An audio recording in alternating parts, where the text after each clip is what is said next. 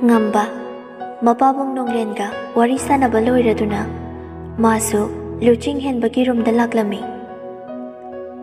mahakna rumda changlakpada luching henbana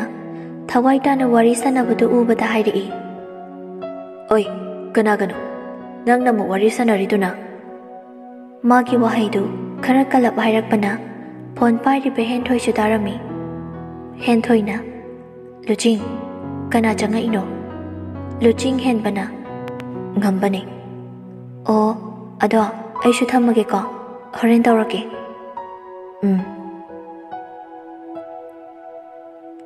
luching henbasu call du he kakpaga ngambada onchen duna hairi henthoi ni ngamba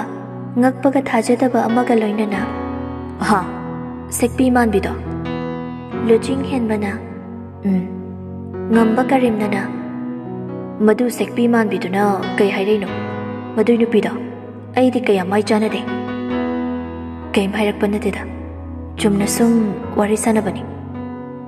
nabani di kai wari sanariba madu gi nupido mi ingna yeng kainom tawbani luching henbadi ngambana hairi tu yaningdana mi yam chamani nangni henjuna pangkhan khanjile ngambasu luching henbada pairap yengduna henjina khanjinba nateni tasing mani aina harise madugi nupida pau yam pak phaunagano kainom tawbani hoi yarise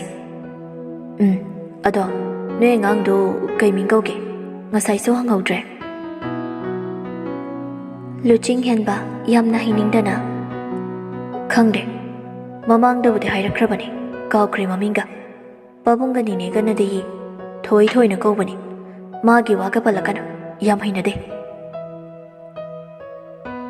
luching henbana hairakliba waduda ngambasu kitangde nungaitaba phaurami adumaina hainune mase hojikti nangi nupini luching henba ushitana mapan thongda miyamgi mangda aigi nupi oirabasu manungdadi ai ma kanano khangde nangsu khangiduni aina aigi chanbu kayam nungsige haibado ngamba matha sarap tawna nang chanbu hauji phau nungsiribra nungsiri ai chanbu hauji phau nungsiri aigi thamoida mabu nungsibagi tariba mamise kanana sumuthanba ngamloi nangi wakhalda yamna lali nang lamlanbi mahakpu kauba tamlo hojikti nanakta nakna sachaduna leiriba mabu nangi thamoinungda laptuna thamlo luching henba sauna madui ngamui aigi punchida mabu aigi thamoida laptuna thamba ngamloi aduga aigi chandi lamlanbi nate mahakti aigi thamoigi mabemani ngamba serestana nang wakhal muna khalo mana natra nangbu ikaiba kaya kya pikhiba natra aina de khalubani nangna mabu nuksiramaroi haiduna adubu nangde mabu hoji phaulatuna thamle chumi mana ingonde ikaiba pi haiduna aina mabu nuksidaba tawde adumak aigi thamoida latuna thamle aigi thamoida dariba magi mamise kanana sumuthatpa ngamloi nang wakhal munati khanthako nang laujariba phirebada chumi natraga lale haibado ai khanbi aba khallaba matungda hairakpa wani ngamba nokphetawna pharini nangna mabu nuksi haiduna nang changi leifam khangabra kaigumba khange haiduna khalo channa nangbu luhongi haiba khanglabada nangna mangonda luhongse haibada maya khidrane ai madu khangdi channa imangda leblakpa mikap sipau ngaikini ngamba sor sang no hondoktuna nang ngangnaba yaroi haiba ai khangi nangna kayang koina changi mami thamba ngambage haibada yenglage asi haiduna noglaklami luching henbadi monghada ngambada haifet yinglamduna phamungda longna hiptharami ngambasu luching henbagi manakta mahaksu hipchinlaktuna atai lari aisu koiraroi khara leiraga luhongani nangdi kanaga luhongdoiba luhongnaba nupi leiraba ꯂꯩꯅꯦ ꯑꯩꯒꯤꯁꯨ ꯀꯅꯥ ꯍꯥꯏꯗꯣꯛꯑꯣꯏ surprise ꯄꯤꯒꯦ ꯍꯥꯏꯅꯔꯤꯉꯩꯗꯨꯗ ꯉꯝꯕꯒꯤ ꯐꯣꯟꯗꯨꯁꯨ ring ꯂꯥꯛꯂꯝꯃꯤ ꯉꯝꯕꯗꯤ ꯃꯥꯒꯤ ꯐꯣꯟꯗꯨꯗ ꯅꯪꯍꯧꯔꯔꯣꯏ ꯃꯇꯥꯒꯨꯝ ꯌꯦꯡꯂꯝꯃꯤ ꯃꯥꯅ ꯈꯟꯕꯗꯨꯃꯛ ꯆꯨꯝꯂꯤ ꯂꯥꯛꯂꯤꯕ ꯀꯣꯜꯗꯨ ꯑꯇꯩ ꯀꯅꯥꯒꯤꯁꯨ ꯅꯠꯇꯦ ꯃꯤꯂꯤꯟꯒꯤꯅꯤ ꯃꯤꯂꯤꯟ ꯀꯣꯂꯤꯡ ꯔꯤꯡꯗꯨ ꯇꯠꯈꯤꯕꯅ ꯍꯥꯜꯂꯅꯤ ꯃꯇꯥꯒꯨꯝ ꯀꯣꯜꯗꯨ ꯍꯥꯊꯨ ꯍꯥꯊꯨ ꯄꯥꯏꯈꯠꯂꯤ ꯍꯜꯂꯣ ꯂꯤꯟ ꯀ꯭ꯂꯥꯁ ꯂꯣꯏꯔꯕꯣ ꯍꯣꯏ ꯍꯣꯏ ꯂꯥꯛꯑꯒꯦ ꯉꯥꯏꯔꯝꯃꯨ ꯊꯝꯃꯦꯀꯣ ꯉꯝꯕꯁꯨ ꯀꯣꯜꯗꯨ ꯍꯦꯛ ꯀꯛꯄꯒ ꯅꯪꯍꯧꯔꯣꯏ ꯃꯇꯥꯒꯨꯝ ꯍꯤꯞꯂꯝꯕꯗꯒꯤ ꯐꯨꯛ ꯍꯧꯒꯠꯇꯨꯅ ꯂꯨꯆꯤꯡ ꯍꯦꯟꯕꯗ ꯐꯥꯎ ꯆꯠꯂꯒꯦ ꯍꯥꯏꯔꯝꯗꯕ ꯃꯈꯩ ꯍꯥꯊꯨ ꯍꯥꯊꯨ ꯊꯣꯛꯈꯤꯔꯝꯃꯤ ꯃꯍꯥꯛꯀꯤ ꯃꯇꯧꯗꯨꯗ ꯂꯨꯆꯤꯡ ꯍꯦꯟꯕꯁꯨ ꯃꯆꯤꯟꯗ ꯇꯞꯂꯞ ꯁꯣꯜꯂꯤ ꯁꯤꯗꯤ ꯂꯧꯗ꯭ꯔꯤꯉꯩꯗ ꯑꯗ ꯃꯔꯥ ꯑꯣꯏꯈ꯭ꯔꯦ ꯂꯧꯔ ꯃꯇꯨꯡꯗꯗꯤ ꯃꯤꯠ ꯌꯥꯝ ꯅꯥꯔꯅꯤ ꯃꯁꯛꯁꯦ ꯅꯨꯡꯁꯤꯈꯤꯗ꯭ꯔꯦ ꯃꯃꯥꯟꯅꯕ ꯑꯃ ꯂꯩꯔꯤꯁꯦ ꯎꯗ꯭ꯔꯤ ꯃꯈꯩ ꯃꯇꯨꯒꯤ ꯃꯅꯥꯛ ꯆꯠꯄ ꯅꯪꯂꯔꯣꯏꯅ ꯍꯣꯠꯇꯅ ꯆꯦꯟꯈꯤ ꯍꯦꯛꯇ ꯁꯣꯝꯗꯁꯨ ꯃꯤꯂꯤꯟꯅ ꯉꯝꯕꯗ ꯐꯣꯟ ꯇꯧꯕꯗꯨ ꯃꯃꯥꯟꯅꯕꯤꯁꯤꯡꯗꯨꯁꯨ ꯂꯩꯔꯤ ꯃꯃꯥꯟꯅꯕꯤ ꯑꯃꯅ ꯍꯥꯏꯔꯛꯏ ꯅꯣꯛꯂꯒ ꯑꯗꯨꯅ ꯀꯔꯝꯕꯅꯣ ꯃꯤꯂꯤꯟꯁꯨ ꯅꯣꯛꯐꯦꯠ ꯇꯧꯅ ꯗꯥꯉꯝꯕꯗꯨꯅꯤ ꯃꯃꯥꯟꯅꯕꯤ ꯑꯃꯅ ꯑꯃꯨꯛ ꯃꯗꯨ ꯅꯨꯄꯥꯗꯣ ꯅꯪꯉꯣꯟꯗ ꯐꯖꯅ ꯉꯥꯎꯔꯕꯅꯤ ꯃꯃꯥꯟꯅꯕꯤꯒꯤ ꯋꯥꯍꯩꯗꯨꯗ ꯅꯣꯛꯐꯦꯠ ꯇꯧꯖꯩ ꯄ꯭ꯔꯤꯌꯥꯅ ꯑꯗꯨꯅꯤ ꯅꯨꯄꯥ ꯈꯨꯗꯤꯡꯃꯛ ꯂꯣꯏꯅ ꯁꯨꯝꯕ ꯉꯝꯃꯦ ꯍꯥꯏꯕ ꯃꯤꯂꯤꯟꯅ ꯌꯥꯔꯦ ꯅꯣꯏꯁꯨꯕ ꯄ꯭ꯔꯤꯌꯥꯅ ꯂꯥꯛꯑꯦ ꯍꯥꯏꯅꯔꯤꯉꯩꯗ ꯅꯣꯏꯒꯤ ꯃꯥꯟꯖꯁꯨ ꯃꯁꯤ ꯍꯥꯏꯗꯨꯅ ꯃꯈꯣꯏꯒꯩꯁꯨ ꯄꯨꯟꯅ ꯅꯣꯛꯃꯤꯟꯅꯔꯝꯃꯤ ꯉꯝꯕ ꯅꯣꯛꯐꯦꯠ ꯇꯧꯅ ꯀꯩꯀꯩ ꯋꯥꯔꯤ ꯁꯥꯟꯅꯔꯝꯃꯤꯅꯣ ꯌꯥꯝ ꯅꯣꯛꯏꯗ ꯄ꯭ꯔꯤꯌꯥꯅ ꯅꯪꯒꯤ ꯋꯥꯔꯤ ꯁꯥꯟꯅꯔꯝꯃꯤꯅꯦ ꯑꯩꯒꯤ ꯀꯩ ꯋꯥꯔꯤ ꯄ꯭ꯔꯤꯌꯥꯅ ꯂꯩ ꯅꯪꯒꯤ ꯋꯥꯔꯤ ꯑꯃ ꯀꯩ ꯋꯥꯔꯤꯅꯣꯕ ꯃꯤꯂꯤꯟꯅ ꯌꯥꯔꯦ ꯅꯣꯏꯁꯨ ꯑꯃꯨꯛꯁꯨ ꯉꯝꯕꯗ ꯑꯣꯟꯁꯤꯟꯗꯨꯅ ꯗꯥꯉꯝ ꯂꯥꯛꯑꯣ ꯆꯠꯂꯁꯤ ꯊꯦꯡꯈ꯭ꯔꯅꯤ ꯃꯤꯂꯤꯟꯁꯨ ꯉꯝꯕꯒꯤ ꯒꯥꯔꯤ ꯃꯅꯤꯡꯗ ꯇꯣꯡꯈꯠꯂꯝꯃꯤ ꯑꯗꯨꯒ ꯃꯃꯥꯟꯅꯕꯤꯁꯤꯡꯗꯨꯗ ꯑꯣꯟꯁꯤꯟꯗꯨꯅ ꯍꯌꯦꯡ ꯑꯃꯨꯛ ꯊꯦꯡꯅꯔꯁꯤ ꯕꯕꯥꯏ ꯃꯌꯥꯝ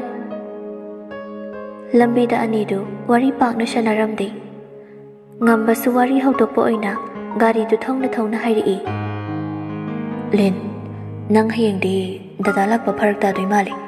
ꯅꯪ ꯐꯖꯅ ꯆꯠꯂꯨꯀꯣ ꯍꯣꯏ ꯗꯥꯉꯝ ꯉꯝꯕ ꯑꯃꯨꯛꯁꯨ ꯃꯈꯥ ꯇꯥꯔꯛꯏ ꯗꯦꯠ 17 ꯅꯨꯃꯤꯠꯁꯦ ꯅꯪ ꯁꯪꯒꯗ꯭ꯔꯥ ꯁꯪꯅꯤꯌꯦ ꯀꯩ ꯂꯩꯒꯦ ꯅꯪ ꯁꯪꯗꯧꯕ ꯑꯣꯏꯔꯗꯤ ꯑꯩꯒꯤ ꯏꯃꯥꯟꯅꯕ ꯑꯃꯒꯤ ꯐꯪꯁꯟ ꯂꯩ ꯃꯗꯨꯗ ꯅꯪꯁꯨ ꯂꯥꯛꯑꯣ ꯑꯩ ꯅꯪꯕꯨ ꯂꯧꯕ ꯂꯥꯛꯀꯦ ꯇꯜꯂꯤꯗ ꯗꯥꯉꯝ ꯑꯩꯈꯣꯏꯒꯨꯝꯕꯅ ꯌꯥꯎꯕ ꯉꯝꯕꯅ ꯀꯅꯥꯗ ꯇꯟꯗꯣꯏꯕ ꯅꯪꯒꯤꯗꯤ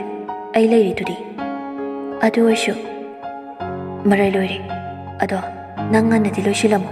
ꯂꯧꯕ ꯂꯥꯛꯇꯣꯏꯅꯤꯀꯣ ꯍꯣꯏ ꯒꯥꯔꯤꯗꯣ ꯑꯁꯨꯝ ꯊꯧꯔꯛꯄꯅ ꯃꯤꯂꯤꯟ ꯍꯣꯏꯒꯤ ꯂꯩꯔꯛꯇ ꯒꯥꯔꯤꯗꯨ ꯈꯥꯝꯂꯝꯃꯤ ꯃꯤꯂꯤꯟꯁꯨ ꯉꯝꯕꯗ ꯑꯣꯟꯁꯤꯟꯗꯨꯅ ꯑꯗꯨꯗꯤ ꯗꯥꯉꯝ ꯑꯩꯁꯨ ꯆꯪꯂꯒꯦ ꯅꯪꯁꯨ ꯐꯖꯅ ꯍꯜꯂꯣ ꯉꯝꯕꯅ ꯅꯪꯁꯨ ꯆꯪꯉꯣ ꯃꯤꯂꯤꯟꯁꯨ ꯊꯣꯡꯒꯥꯜꯗ ꯍꯦꯛ ꯆꯪꯈꯤꯕꯒ ꯉꯝꯕꯁꯨ ꯃꯌꯨꯝꯔꯣꯝꯗ ꯒꯥꯔꯤꯗꯨ ꯊꯧꯔꯛꯂꯝꯃꯤ ꯉꯝꯕꯁꯨ ꯒꯥꯔꯤꯗꯨ ꯃꯌꯨꯝꯔꯣꯝꯗ ꯍꯦꯛ ꯊꯧꯖꯤꯟꯕꯒ ꯃꯄꯥꯒ ꯁꯨꯃꯥꯡꯗ ꯂꯦꯞꯇꯨꯅ ꯂꯩꯔꯝꯕꯗꯨꯗ ꯅꯣꯛꯁꯤꯟꯅꯔꯝꯃꯤ ꯕꯕꯥ ꯁꯨꯃꯥꯡꯁꯤꯗ ꯀꯩꯗꯧꯔꯝꯃꯤꯅꯣ ꯊꯣꯏꯕ ꯁꯥꯎꯔꯞ ꯇꯧꯅ ꯅꯣꯛꯁꯤꯟꯅꯕꯅ ꯀꯥꯟꯅꯔꯣꯏ ꯅꯪꯅ ꯑꯌꯨꯛꯇꯒꯤ ꯊꯣꯛꯈ꯭ꯔꯒ ꯍꯧꯖꯤꯛ ꯈꯛꯇ ꯌꯨꯝꯗ ꯍꯟꯖꯤꯜꯂꯛꯏꯕꯅꯦꯕ ꯅꯪ ꯌꯥꯗ ꯇꯧꯔꯤꯅꯦꯕ ꯕꯕꯥ ꯀꯩ ꯌꯥꯗꯕ ꯅꯪ ꯍꯪꯈ꯭ꯔꯦꯗꯀꯣ ꯁꯤꯗꯤ ꯍꯥꯏꯕ ꯌꯥꯗꯦ ꯄꯥꯈꯪꯒꯤ ꯋꯥꯅꯤ ꯅꯪ ꯑꯃ ꯀꯃꯥꯏ ꯉꯥꯡꯅꯗꯣꯏꯅꯣ ꯒ꯭ꯌꯥꯟ ꯇꯥꯗ꯭ꯔꯦ ꯅꯨꯄꯤ ꯊꯤꯖꯤꯟꯕꯤꯔꯗ꯭ꯔꯥ ꯈꯪꯗꯦ ꯑꯩꯁꯨ ꯈꯜꯂꯤꯕꯅꯤ ꯂꯨꯍꯣꯡꯉꯁꯤꯔꯥꯅ ꯊꯣꯏꯕ ꯃꯆꯥꯗ ꯃꯃꯤꯠꯇꯨ ꯄꯩꯔꯞ ꯌꯦꯡꯗꯨꯅ ꯅꯪ ꯈꯟꯕꯒ ꯂꯥꯏꯔꯤ ꯅꯪꯅ ꯍꯦꯛ ꯃꯥꯡꯉꯤꯁꯦ ꯀꯥꯏꯗꯅꯣ ꯁꯤꯅꯤ ꯉꯝꯕ ꯅꯣꯛꯃꯤ ꯅꯣꯛꯃꯤ ꯇꯧꯅ ꯏꯇꯨꯒꯤ ꯃꯅꯥꯛꯇ ꯆꯠꯂꯨꯕ ꯑꯁꯤ ꯍꯥꯏꯗꯨꯅ ꯏꯃꯨꯡꯗ ꯍꯣꯠꯇꯅ ꯆꯦꯟꯁꯤꯟꯈꯤ ꯊꯣꯏꯕꯁꯨ ꯃꯆꯥꯅ ꯆꯦꯟꯁꯤꯟꯈꯤꯕ ꯃꯥꯏꯀꯩꯗ ꯌꯦꯡꯗꯨꯅ ꯁꯥꯎꯅ ꯂꯩꯍꯧꯏ ꯉꯥꯏꯈꯣ ꯅꯪ wahai wali tabi banate amadudi magi room da senchilaktuna room gi thongdu satlon chili aduga magi phone du puthoraktuna Lin thariba number du da message tharami Lin ai su yum yaure nang kai daurage Minute tara muk lai da si phauba reply laklamde reply lakmandaba du da macindana sun bigna soli Imungi thabak amuk dauraga leiramani ni masi nupi se sauba songamde magi mawong du na hene bu nungsida ida nungsi laina phatchana nare aise Asi haiduna mathanta angawba amagumna noklami Ngasai dagi thonglon chinduna leiruba nupidu numita silakpana mahaksu room dagi thoklaklami Mahakna thoklakpada Rina do kitchen da leirami hen leima Rina gi manakta sangchilakduna Nine ai inchang sembirage Rina sunok mi hoi alu se khelo Hen leimasu Rina na haibagi matung ina alu do khelami som da sulu ching hen ba wakhal potha phangkhang lamde wakhal du su yamna charang narami mana hauchik magi chanbu phanglabadi magi chanbu mana yumsida mau oina pusilakpa oithoktabani haibasu khalaklami kaigamba magi yumsida hauchik luhongduna leiribe hen leimabu yumsidagi tanthoga chatkiba mikupta magi chanbu manakta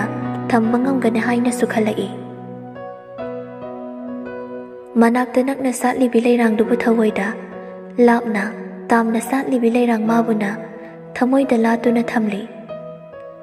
kalli nupana khoi ki thamoi do nungdagi hena kalli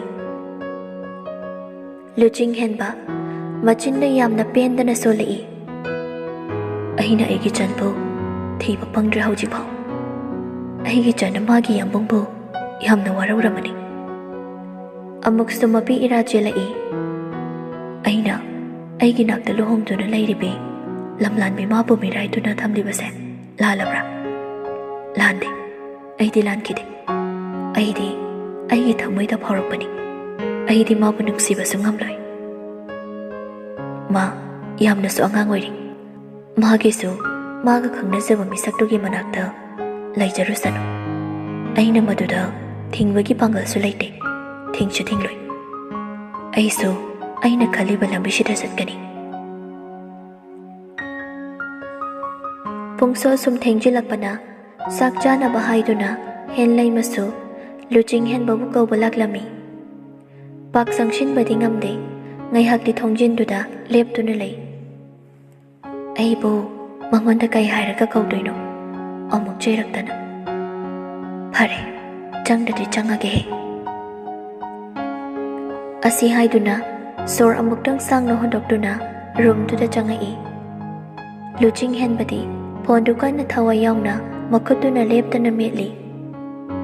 hen leimasu tapna kaurei sir chakloiri luching hen basu tarira tasina drira khumlakte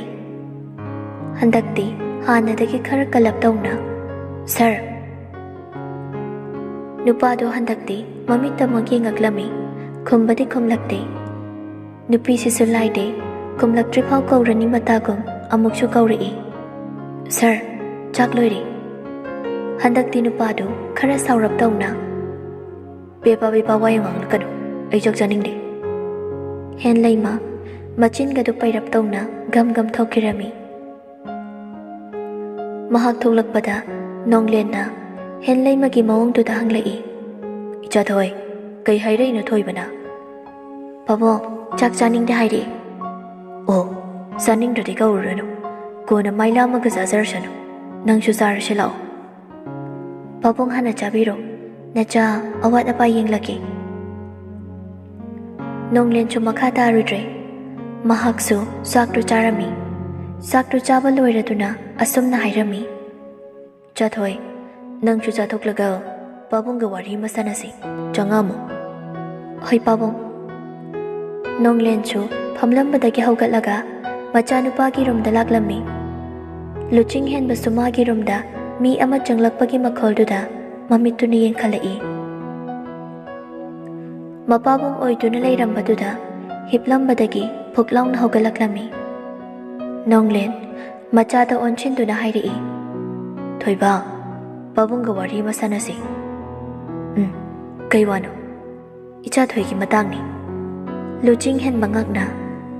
"ꯃꯥꯒꯤ ꯀꯩ ꯋꯥ?"